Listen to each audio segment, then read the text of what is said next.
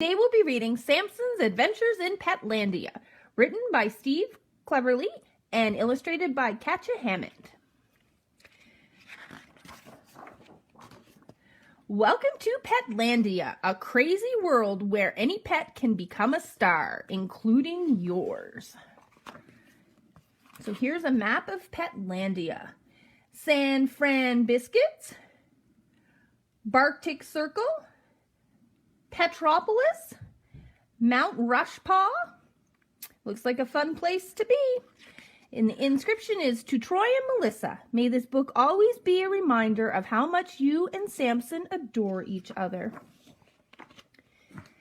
Sampson lived in Evansburg and dreamt of being a star, with his very own TV show and chauffeur-driven car. But being cute and furry made stardom rather tough, especially as the only words he ever knew were woof and rough. Feeling brave, he folded up his PJs and a flannel, along with some ideas for his Sampson YouTube channel. Fumbling in the darkness, he scrawled a doggy note, then kissed Troy and Melissa and went to get his coat. Oh, left us a note on the bed. Scampering through the moonlit streets with thoughts of being wealthy, Sampson stopped beside a sign and thought, "I'll take a selfie." Pulling out his iBone, he posed and took a snap, then headed to the airport while squinting at his map. Posted it on Instapaw. Sampson was excited because he'd never flown before, unless you count that time he slammed a laptop on his paw. And as the plane took off, he thought of A-list hounds and mutts while trying to squish his nose into a teeny bag of nuts. When Sampson got to Hollywood, he set up several meets, but most of them went wrong because he tinkled on the seats. And even though he tried his best, the top dogs weren't impressed.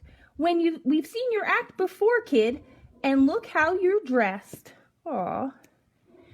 With failure after failure, Sampson's confidence was shrinking. But then he saw a saxophone, which kind of got him thinking.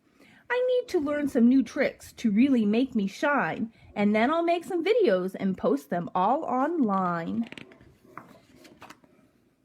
Woof, woof, woof, woofity, woof, woof, woof, woof, bark, woof, woof, P.S. woof. Meanwhile, back in Evansburg, Troy found a note. My dog thinks he'll be famous. Oh, what a silly goat. But suddenly Melissa looked up and saw Sampson on the news. He'd become an online superstar with 50 million views.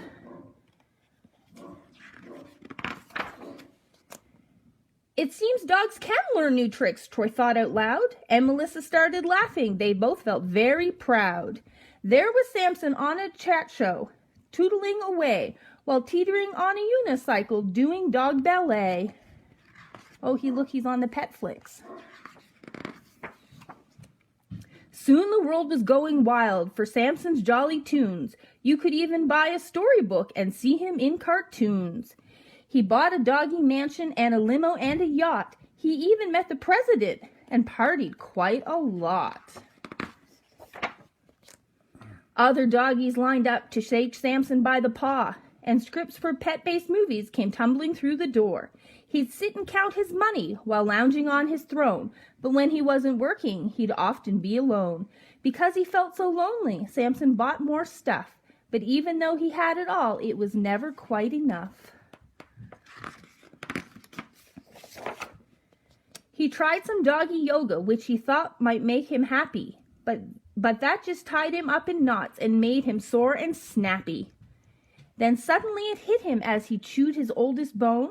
What Sampson wanted most was to be snuggled back at home. Yes, he missed his fancy life and palm trees and his chauffeur, but none of that compared to cuddling Troy on the sofa. He called off all his concerts and he gave away his things, but all flights home were fully booked, so he clung onto the wings. Hanging on for dear life as the plane took to the skies made Sampson think of tummy rubs and tears welled in his eyes.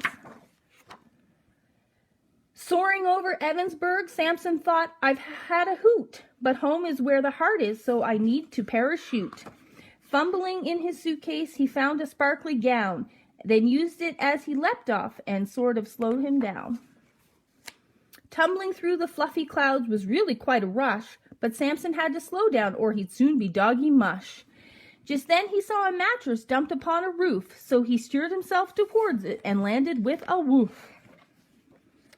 Jumping into Melissa's arms, Sampson cried with joy. Then Troy squeezed the squeaker in a squishy squashy toy. Fame is pretty epic, but snuggling is the best, thought Sampson as he cuddled up to enjoy a well-earned rest. Miles away in Hollywood, things were much the same, and countless pets arrived each day to search for wealth and fame. They often spoke about that dog who played the saxophone, and how he left it all behind because he missed his home. Troy and Melissa and Sampson. But Sampson wasn't bothered that he'd given fame the shove, because his trip had taught him that what really counts is love. The end.